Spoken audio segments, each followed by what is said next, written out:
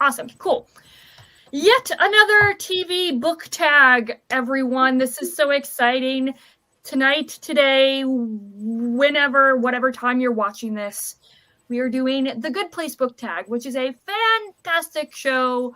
One of my most favorite TV shows of all time. I think a good one for some of the folks here who have actually watched it. We're still trying to convince some other folks who have not watched it on this panel here, but it will happen. Yes, so requisite Funko Pops here because I have a problem and I admit it, and that is the first step in any sort of thing. Anywho, this tag was created by Bookies and Cookies and Book Chats. I will leave a link to their channel and their original tag video down below. But to hopefully get through all these questions in a somewhat reasonable amount of time, let's go ahead and start with the first prompt, which is ELEANOR, your problematic fave. Steph, you want to start? Oh, are we starting with me? Okay. You are ELEANOR.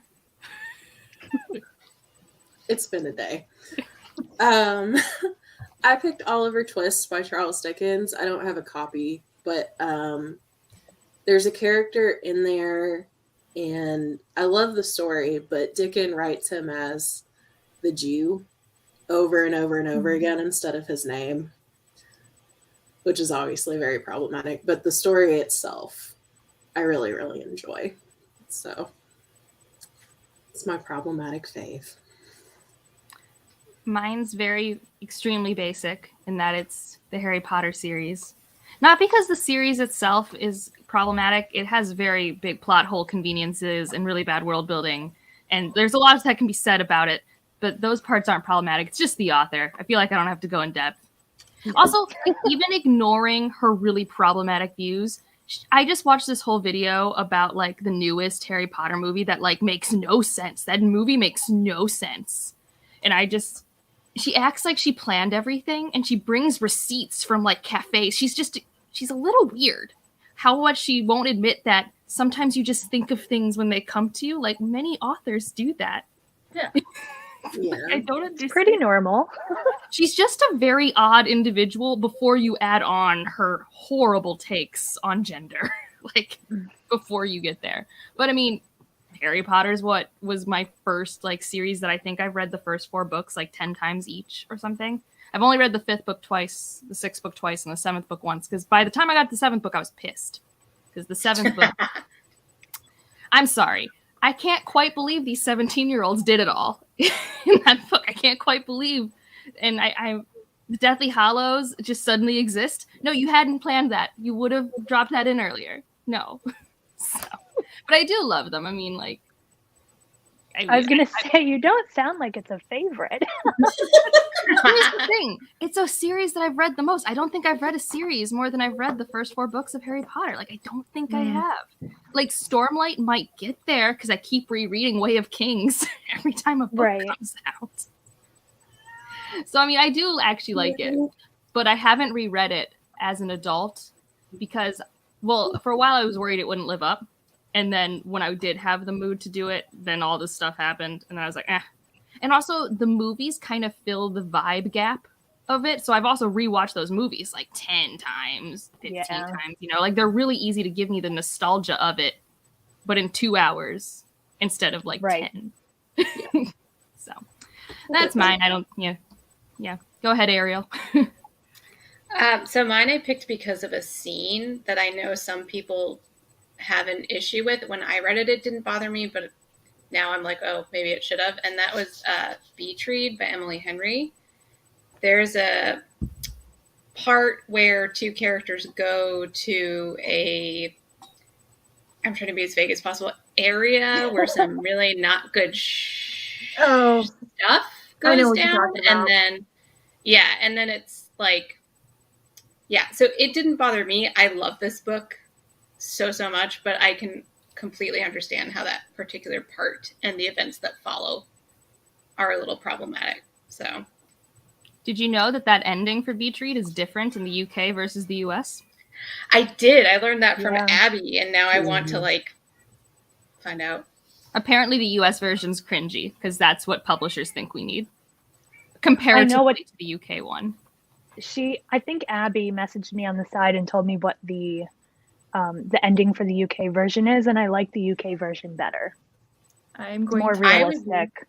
You'll need to message me. Yeah, okay. I was gonna say I want to know because I liked this. I didn't mind the ending, but I'm wondering if I know the UK ending if I'll change my mind. But my reason for loving this was because of how she wrote about writers. I don't know. Yeah. It resonated with me.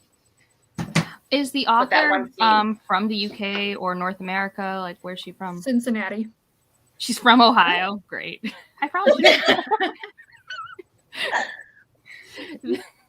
You know, that's weird because normally I feel like, so I don't know why they would have changed it, right? Like the US should have been like the original. So why they would have made it like, maybe they were like, oh, this is too US of an ending. We have to make it like different for the UK crowd. Like, I don't understand. Yeah. That have entire paragraphs that they change.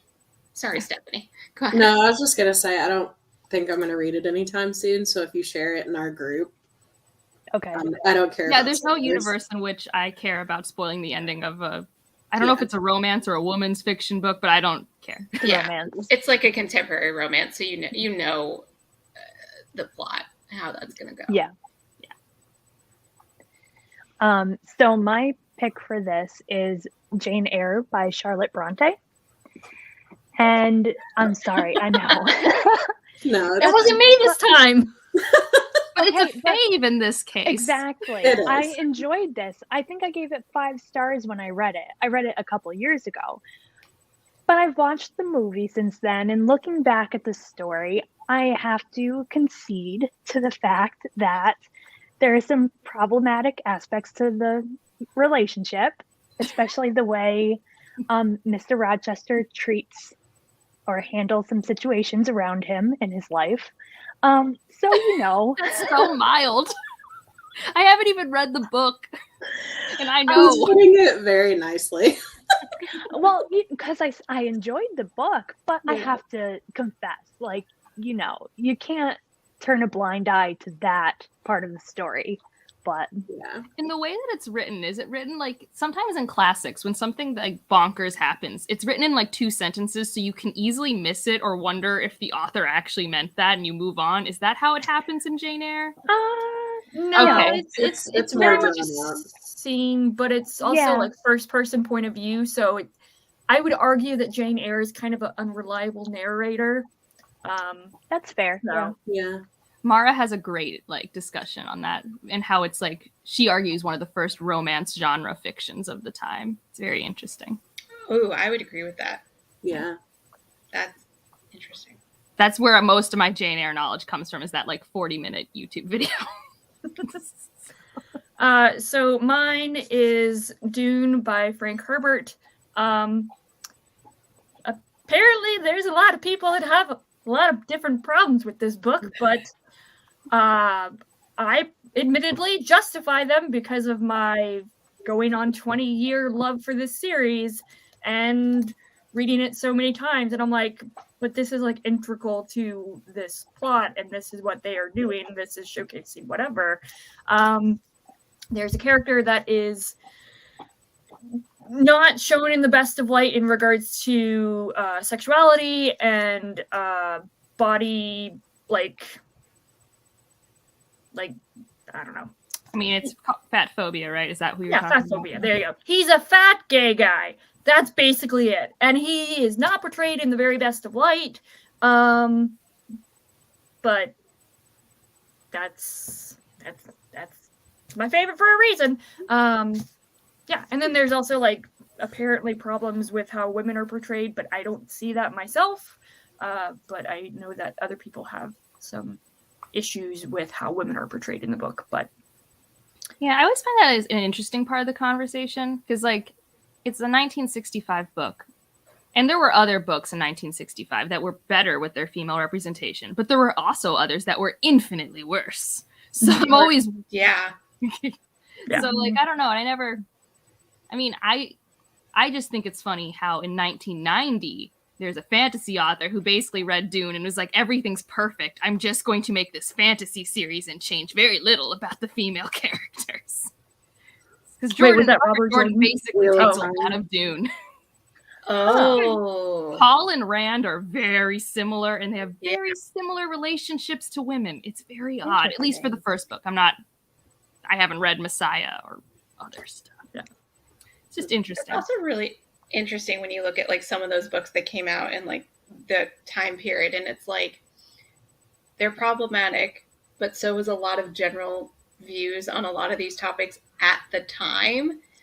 And while you can't discount them, I also think you have to recognize that it was part of the culture. We've obviously changed, but there are still other aspects of these books that are prolific and sort of helped shape sci-fi and fantasy as a genre. Mm-hmm. So it's like, it's a fine line, and like, yeah. My line is really shallow. It's, did you bore me? So like I've said in a different video, Brave New World is problematic and bores me. Therefore, it has no redeeming quality. Whereas I think Dune's an entertaining book. I don't love it as much as people who love it. And I mean, I think I give it 4 stars. Like, I think I'm a very like, it's fine. It's above fine. It's a good book. How dare you not praise it for what it is? It's a little pretentious, and I mean that correctly. I don't think I have the skills. I know. Yeah. No, I admit that. Like, it is.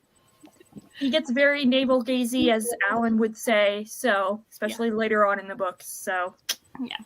All right. I'm just realizing that I never had you guys introduce yourselves. But listen, have we done this event? Yeah. Like, we're on what, the 6th one now? I should update the playlist. Now? I don't know. Yeah. You guys know us, so it's fine. Either way, I'll leave a link to everybody's channels down below, or in the case of Katrina, her Instagram. We're still working on her getting a channel. But one day. One day. All right, the next question. Excuse me, CHIDI. A book that challenged you to think about morality. The Greenbone Saga. By Fondly. That was such a smooth, like... I know. I tried. But yeah, these characters are very morally gray. And it's like a mafia-esque type family. So they put family above all else. Sometimes with horrible consequences. So it's definitely a book that makes you think, like, what would I do in that situation? Have you read or seen The Godfather? Yes. Is it like The Godfather? It's better than The Godfather, I think. Okay. Wow. Maybe I can convince my husband to read that. So. Well, it's... No, I agree. Like, it's definitely a book that showcases a non-Western culture and purposely like confronts you with your, Western culture clashing with this other culture and like their scale of righteousness and wrongness. And you're like, but that is so black and white wrong. And you're like, but in the lens of this culture. Yeah, or you're like, oh, that was so horrible, but I loved it. Like, oh yeah. No, I mean, Fondly, remember, Stephanie, you and I watched the thing where she was pushing back against the idea of a morally gray character. It's like, no, my character is morally right in their morals. Like, it's really cool. Yeah. I still think the term's useful, so I'm not giving up the term. Mine is a new one that I'm rereading right now, and that's Goliath by Tochi Oniguchi. This book and I have had a roller coaster of a time. If you were watching Evie's reading sprints a couple weeks ago... I was going to say. I had finished this book. I've been tabbing it up, so it's gone through a journey with me. This is a book that's very literary, and it really does make me think about real life morality in very small ways. Like, what do you as an average person affect, and what is your responsibility as a person?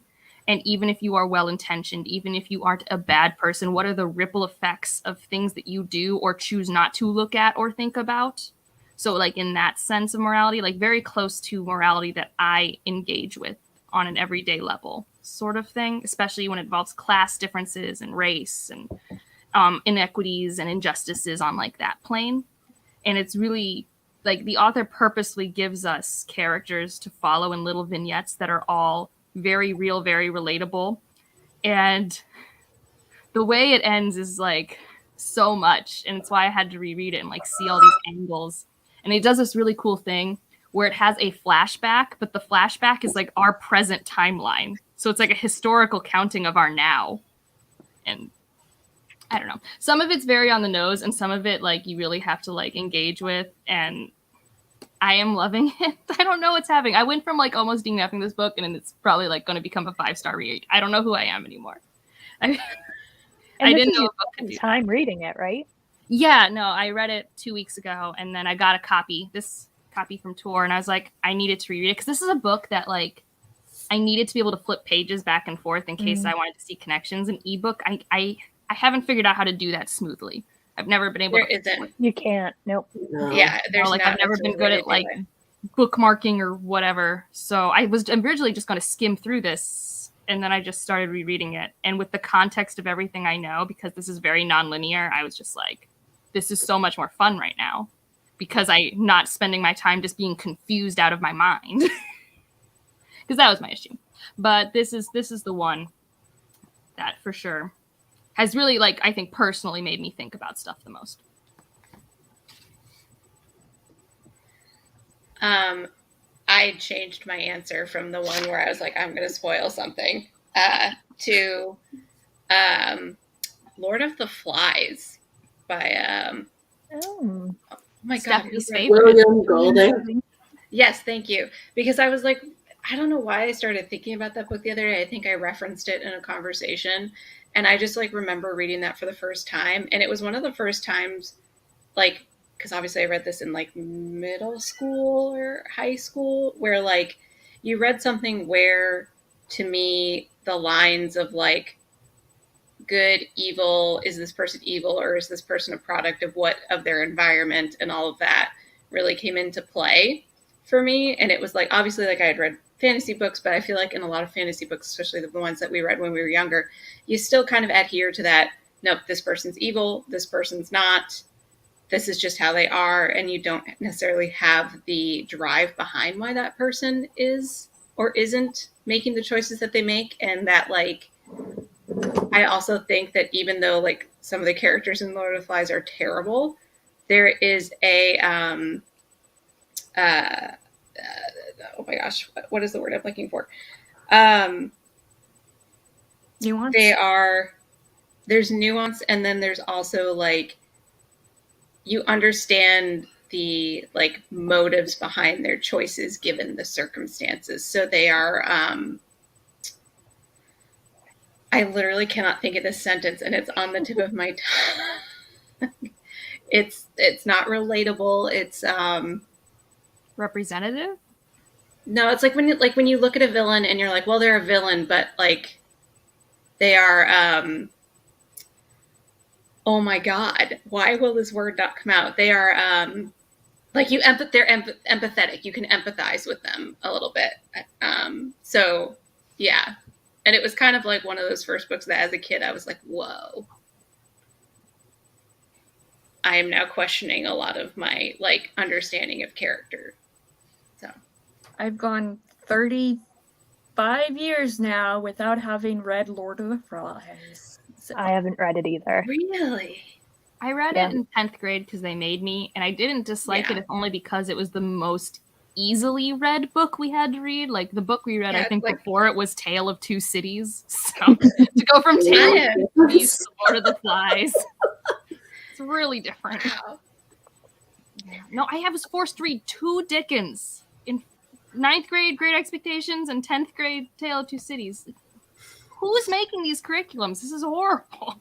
I mean, I like people that are out of touch, and I like Dickens, but yeah, that's a lot. That's a hard book for a high schooler to understand, even with like a teacher breaking it down. That Dickens is tough for high. I feel like you really shouldn't touch Dickens until you get to college, personally. But I think you should touch Dickens when you want to, and never a minute before. That too.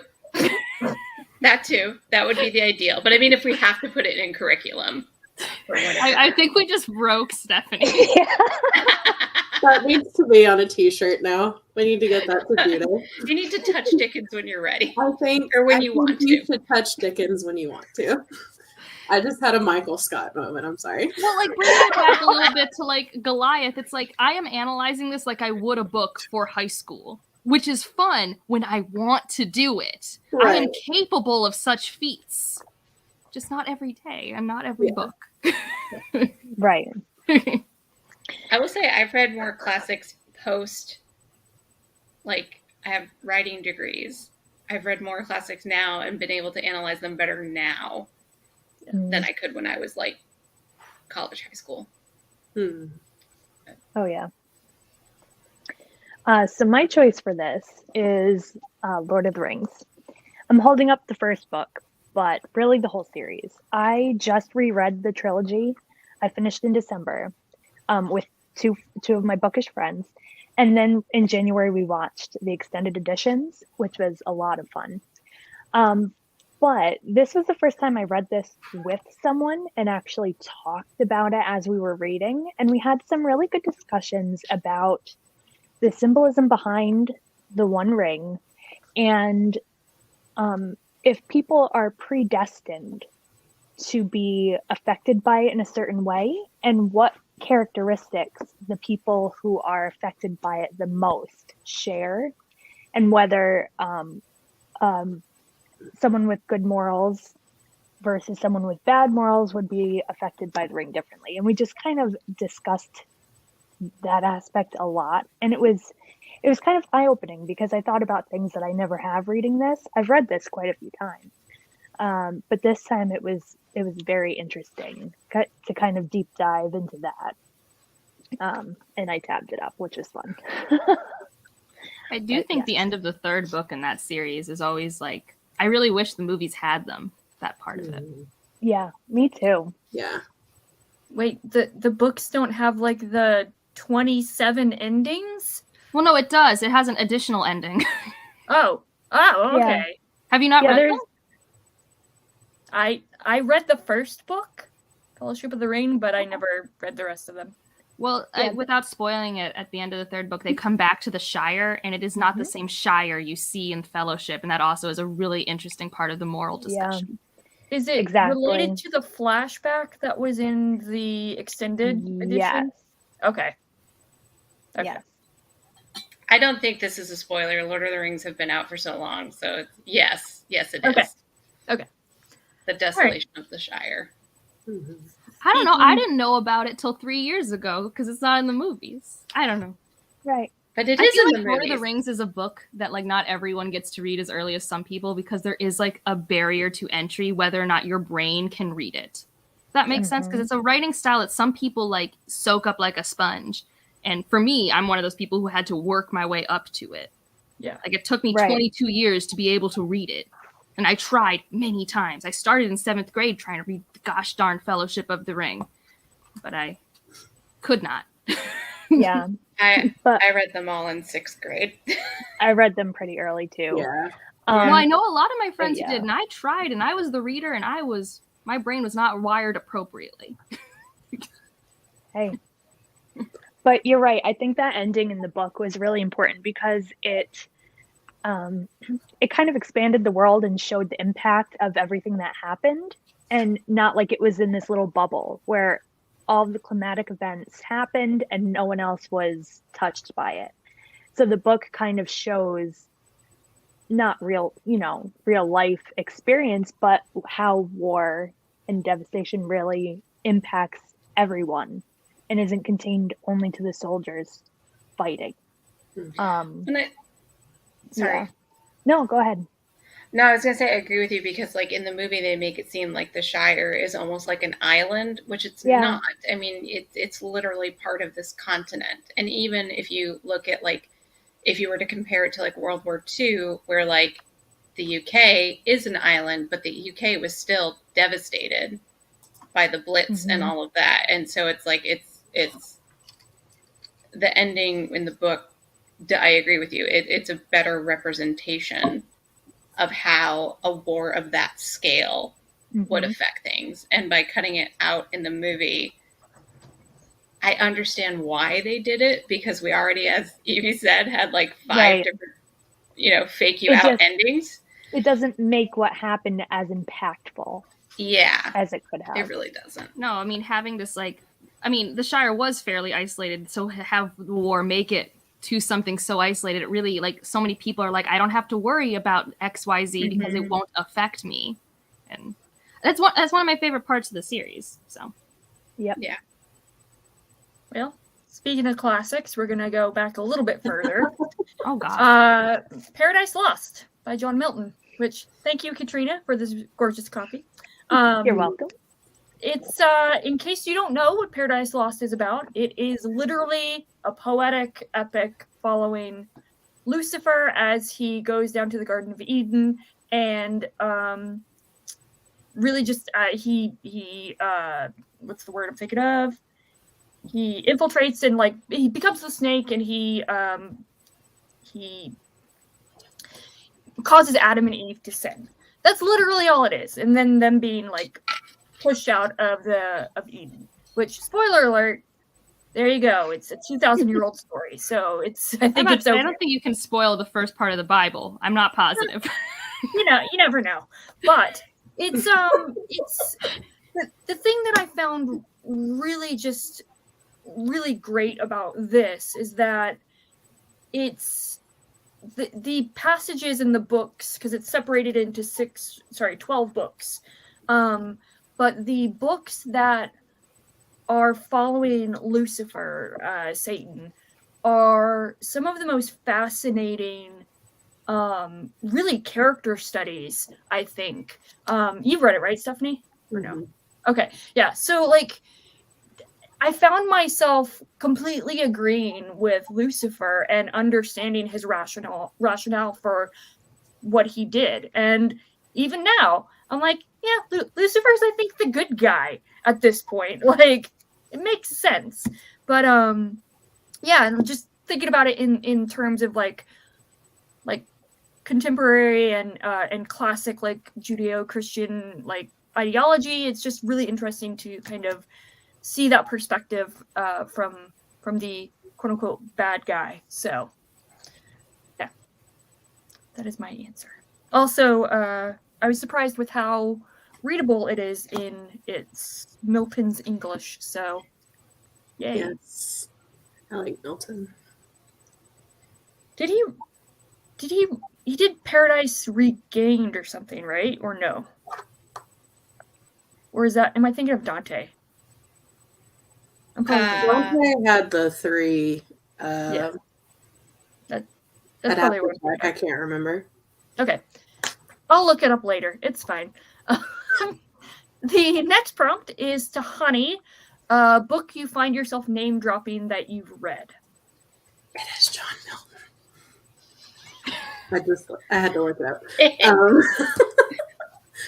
So mine is Malazan, especially this one, because I was just so excited that I got through it and I actually enjoyed it. And it wasn't as hard of a read as I thought it would be. Especially this one. I like this one way more than the first book, even though I enjoyed the first one. So I'm glad I didn't put down Malazan because I thought about it too, because it's been such an accomplishment to read so many of those chonky books. Yeah. It's dense and a lot of work. So when you finish, it's like, I did it. Gold star for you. Exactly. It's how it feels. Yes. So even though it's only been 2 books, I'm very happy with my accomplishments. Get like a personal pan pizza if you finish them all. Right. So I think I took this one as one that I just name drop this book all the time, but I don't think it's like in the context of I'm awesome because I name drop it, but it's The Mask of Mirrors by M.A. Carrick. I feel like there was a time on my channel where almost every video that showed up, I was talking about The Mask of Mirrors or The Liar's Knot, the sequel. So that felt like the appropriate answer. And I feel like last tag I didn't talk about The Mask of Mirrors, so I'm trying to get ahead on that in this one. Make up for it. Yeah. If you don't know, it's a very good fantasy book. I feel like you should know.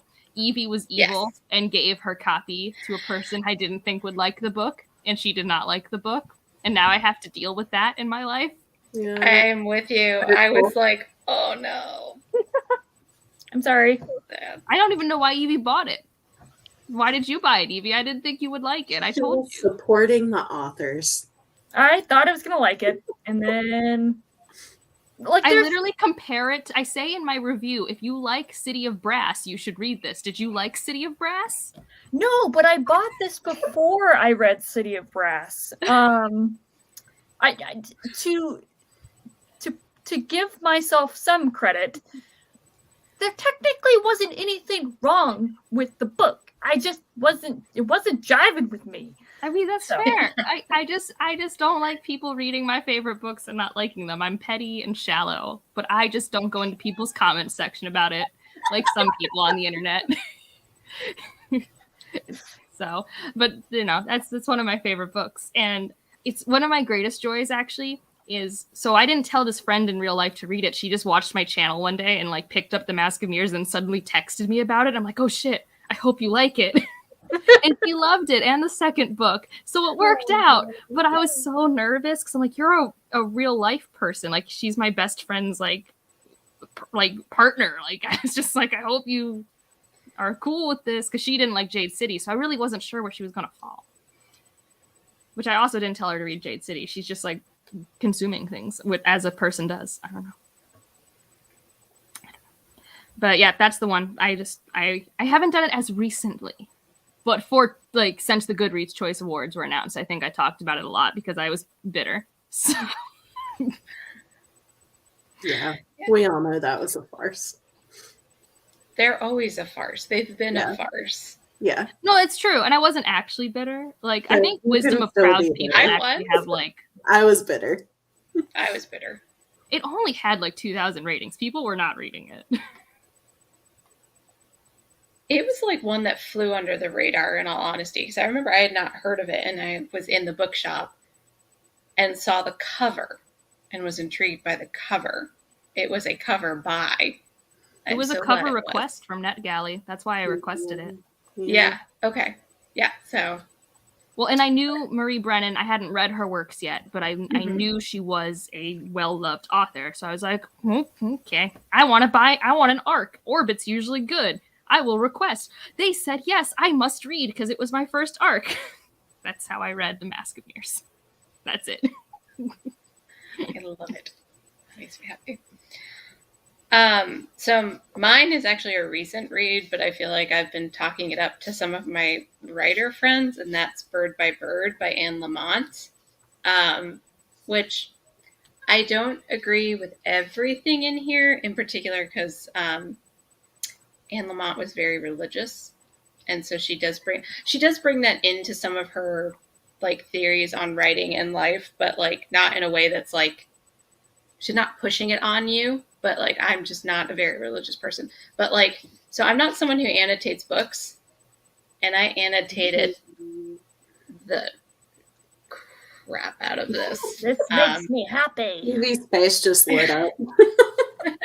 Well, because like I was going through and I started like tabbing things that were craft related, things that were suggested things to try, things that were just kind of like, no, this relates to writing, but this also relates to life, or just, yeah. So I just like really, really enjoyed this a lot. And I've never read her actual novels, but I've always heard about this like from people who are writers and just all of that. And I read it because I thought I liked Stephen King's book on writing, literally called On Writing. And I'm trying to sort of reignite my love of writing and literature because I kind of lost that as a writer for a little bit. So this was like the perfect one to start with, apparently. So yeah. That's awesome. Well, if I was being honest with myself, I'd say Discworld, because I feel like I talk about that constantly. However, this series has been getting a lot of traction lately, so I have found myself unintentionally name dropping. That's Wheel of Time. I'm reading the second book right now, and Ariel's actually in a group chat I can't wait. with us, where we're just like spewing all of our thoughts. And I'm really trying not to talk about this because I don't want the show or other people's opinions to like mess up my expectations or experience. But there are just so many people talking about this right now. I feel myself drawn into these conversations everywhere. So this has been lately what I've been name dropping, even though I've been trying not to. But yeah, it's an interesting series for sure. I was about to say, it's cool if you like it. Stephanie really liked the first few. The first one I really liked. The second one, like I can recognize its faults. I'm having an okay time though, especially because my expectations were tempered by some of my friends' opinions. So I knew. So I knew going in what to expect and what not to expect a little. And so I've just kind of been along for the ride. So that has been working for me. I'm not expecting great prose. I'm not expecting great character development or relationships. It just is what it is. So I think that's been helping me. Nice. You know what's funny with that series is the longer I've been away from Eye of the World, the more nostalgic I get for that first book, even though I wouldn't say it's my favorite.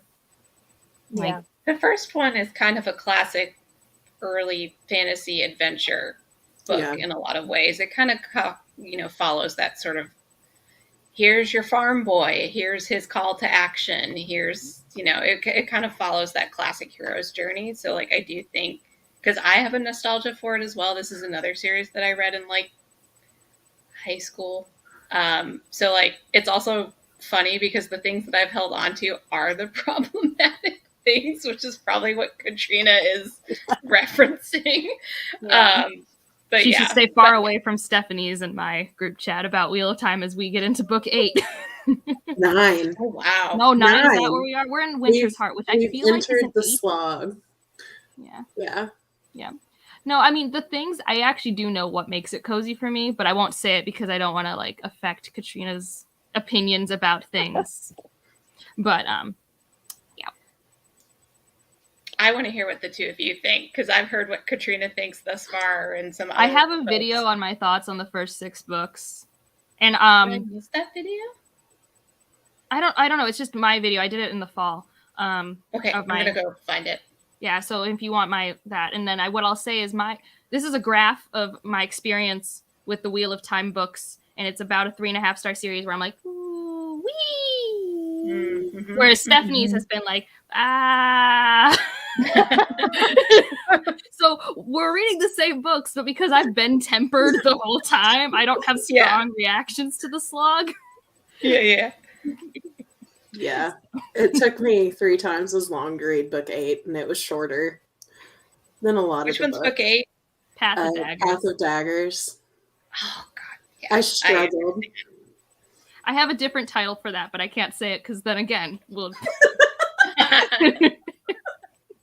Anyways, it's definitely a series like, I don't know. It's one that like it's worth reading just to be a part of the conversations. Mm-hmm. It does be good conversations. That's the best part of the buddy read. Yeah. And I've never been so tempered talking about Wheel of Time. This is a new strategy. Huh.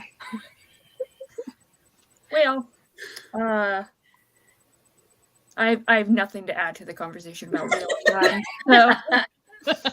Other than you would hate it. I to read it. I got like 50 pages in. I was like, I don't think this is for me. So, try that bad boy.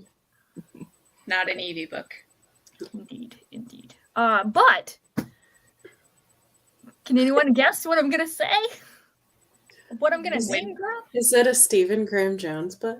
It's Frankenstein, Winter Night, or Stephen Graham Jones. No, it's none of those. I wanted to do The Bear and the Nightingale, but I wanted to have some sort of variety. So Jonathan Strange and Mr. Norrell. That is an accomplishment. It is. Yeah. It's amazing. So here's the thing. A lot of people are like, oh, it's like a 900-page book. It's huge. Listen, the same people that complain about the length of this are the same people that read Stormlight. So suck it up and read the freaking book. Like, that's all I gotta say. But there's a really big difference in writing style and setting and type of fantasy. Yeah, no, I know. Very different prose. Yeah. So suck it up and read the book. That also needs to be on a t-shirt. Yes. You the just way broke that the way that I try and like pitch this book, which is probably not the best way to try and get people to read it, is that it feels like a love letter to Victorian literature. And that's something that I absolutely, yes. All right. Me and Stephanie are the only two people in this very like 2-person group that really love Victorian homage literature. So, but it's especially after having read Piranesi earlier last year and then reading this, Susanna Clarke is one of those authors that I think has a very clear goal in what she wants to do with her works, and she executes it so well. Like, if I hadn't have known, I wouldn't have known that Susanna Clarke wrote both Piranesi and this, because they're both so distinct in what they're trying to do and the world and like execution. It's just so fantastic, and it's just so great. Shameless plug for the Jonathan Strange and Mr. Norrell discussion that I did a couple weeks ago, I think, with Pete from Ponderings of Pete, Leanna from Leanna's Library, and Hillary from Bookborn. So I would say I'd leave a link to that down below, but just the people that want to see it probably have already seen it, so. Also, Ryan and I call those books. There was on Twitter once when people were reading Dune last year, someone was like, you didn't tell me this was a book because it's so big, right? Because Dune's like 500 pages. And then the next response is, hope you like words, bitch. So whenever we have big books around the house, that's kind of what we say. We're like, that's a book. Hope you like words. Like, just letting you know other things we say about big books in this house. Gosh. I want a shirt that says, I hope you like words, bitch. You can make one. I totally have an entire wardrobe. Listen, or a coffee mug. Cricket. I have a Cricut. I can make these shirts happen. I just got to figure it out. Well, we've answered 3 questions in 42 minutes. Let's continue. Yeah. All right, Jason, a book you love because it has 0 pretension. Okay. I picked The Love Hypothesis by Ali Hazelwood. I love that book. It's just really sweet, and I love it. And the whole time, I think I read it in like 2 or 3 days. It was so good, and I already want to reread it. Me too. I feel like it was very realistic and not as cliche, maybe is a good word for it. So it just makes me happy.